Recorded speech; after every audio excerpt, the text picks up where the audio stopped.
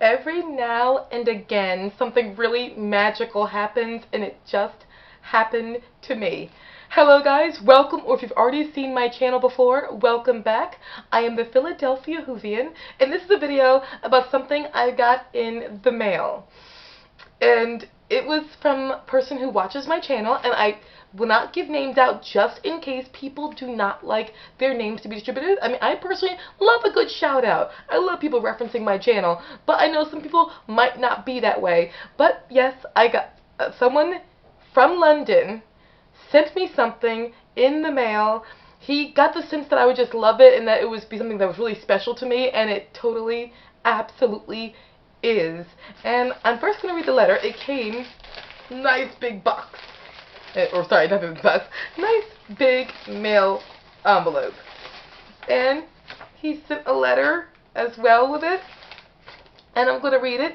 September 2019. That was the date. Dear the Philadelphia Whovian, well, here it is at last. It may not look much to you, but this was my only reference to the history of Doctor Who as Jon Pertwee's era drew to a close. Yes, and it's a 3-page letter. See, I like getting letters. I mean, it's just romantic. Sorry. And he talked about, in the letter, some of the quotes he absolutely loved about the three doctors. And he says, anyway, I shan't go on now, or I'll never get around to sending this. It is an original from 1973, and you can see from its ancient state. But not too dried out. This is definitely an original. No. But this value is beyond any price, and it totally is. And he says the very best. And also, indeed, it's an artifact of almost occult glamour. Yes, indeed, it is. And I just want to say thank you so much to the person who sent this. This arrived all the way from London, England. Yes, I got something from London, England from a fan of my channel. And this was absolutely special. Now I shall take it out to show the most beautiful thing. One of the most beautiful presents of my entire life. The 1973 Radio Times magazine of Doctor Who. Look, there's Jon Pertwee. Yes, this is giving the 10th anniversary discussion of Doctor Who and giving you the history of it. And it's a magazine of, sorry, I know you can't see the awesomeness, but I'll try and show it to you anyway. I mean, look at that. Look at our three boys. So I'm going to show you good further back for you so you can see it. There we are. Those are our three boys, guys. Yes. And it's talking about this came out around the time of the three doctors being aired with the 10th anniversary of Doctor Who. And some of the things that he definitely talked about that I absolutely love that he talked about was the idea of he liked the quotes that the three doctors said, or, well, the actors playing the three doctors. Where with William Hartnell, he said, I was laughed at and mocked for my faith in Doctor Who. He said, it may look like hindsight now, but I just knew that Doctor Who was going to be an enormous success. Don't ask me how. Now, everybody thought as I did. I was laughed at and mocked a good deal for my initial faith in the series, but I believed in it. That was a beautiful quote of William Hartnell's. And with Patrick Troughton, he says, I mellowed Doctor Who as the series progressed. Patrick Troughton was initially reluctant to take on the role of the Doctor because he thought the Doctor was done to death. So he's like, okay, there's no point in me doing things because, it's already been done before. But he did take the role, and it's become a really vital thing and something he absolutely loved to do. He said he admits to becoming very bound up with Doctor Who while he was playing it. He said, when you're playing a part for a long time, you certainly take on some of the mental attitudes of the fellow you're playing. Luckily, Doctor Who was a very jolly fellow, and I just bubbled along. He also talked about the many different ways he thought about playing the Doctor before he actually got cast as the Doctor. And the Yeti were some of his favorite creatures. He said he called them lovely things. I had a very soft spot for them. And he remembers his days on the program with much fondness, with Michael and Anique and Frasier and Deborah, and as well as also Wendy.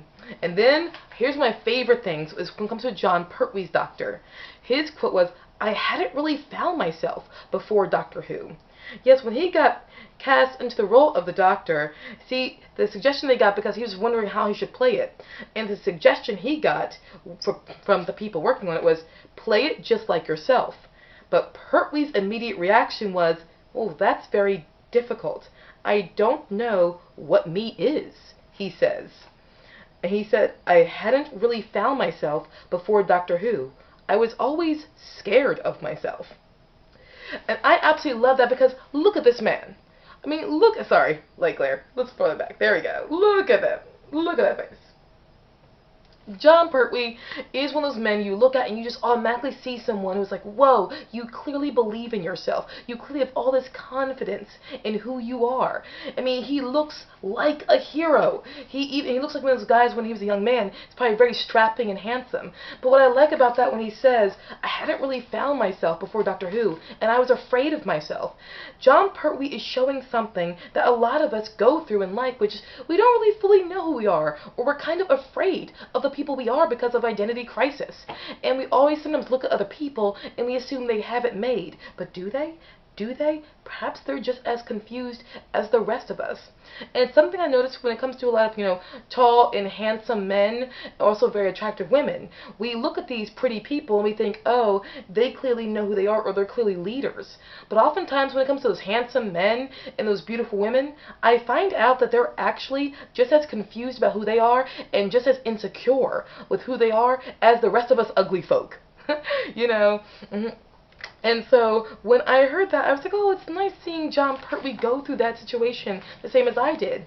But what also makes this amazing, because this is something, 1973, this is showing a mirror, or showing you, the times really accurately, because it's very easy. And also, look, Cybermen in the back, and also the sea monsters, see the sea devils. Sorry.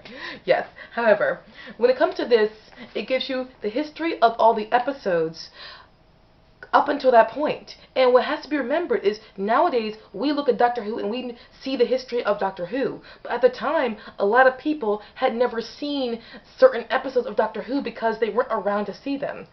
Back in that time with Doctor Who, you saw an episode and it was gone. You never saw it again. Which means that if you got into the show during the Pertwee era, you never really saw William Hartnell's era or Patrick Troughton's era, and you probably did not even see them as the Doctor until the Three Doctors. But then we have the Radio Time special of Doctor Who, and it gives people a history of the episodes that happened. You have 1963, An Unearthly Child. It's mentioned.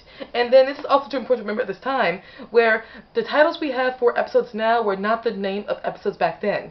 Yes, this calls the first story An Unearthly Child, but the second story is called The Dead Planet by Terry Nation, and which we now know is called The Daleks. Then we have The Roof of the World by John Lucarotti, which we now know is called, definitely, called the Marco Polo. The Sea of Death, we now know the Keys of Marinus. The Temple of Evil, we now know as the Aztecs, etc. and so forth. And we get all this information, and we get insights in what the characters were going through at the time, or what the actors were going through when playing the characters. We find out that actually Susan was originally going to be quite a tough little girl. Yes, this is what Carolyn Ann Ford, the actress who plays her, says. She says, yes, Susan was originally going to be quite a tough little girl, a bit like the Avengers lady, using judo and karate.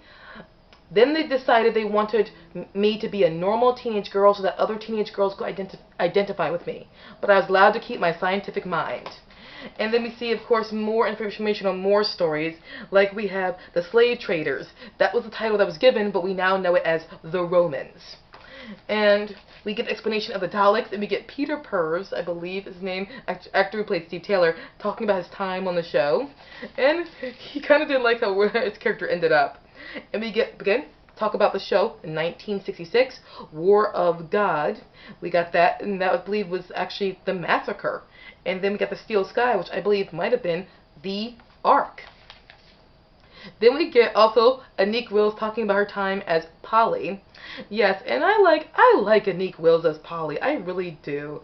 And she said I wanted to play her like myself, scatterbrained or kooky, as the newspapers persisted in calling me. I thought it would be a very good idea to play a total coward.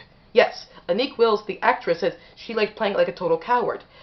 Because television was full of brave ladies in those days, I wanted to be a sort of feminine anti-hero, a weedy, frightened lady who screamed and kicked and shouted, "Doctor." And then we, of course, found out that Patrick Troughton loved the Yeti. And then we get, oh, look at this. I'm going to put it up there for you. Fraser Hines and Deborah as, yes, Jamie and Deborah. Sorry, not Deborah. Victoria. Yes, and oh god. I always love hearing about Fraser's time on Doctor Who. And then eventually we get to Wendy Padbury, who, again, also had a fun time talking about the show. That's what I love about these.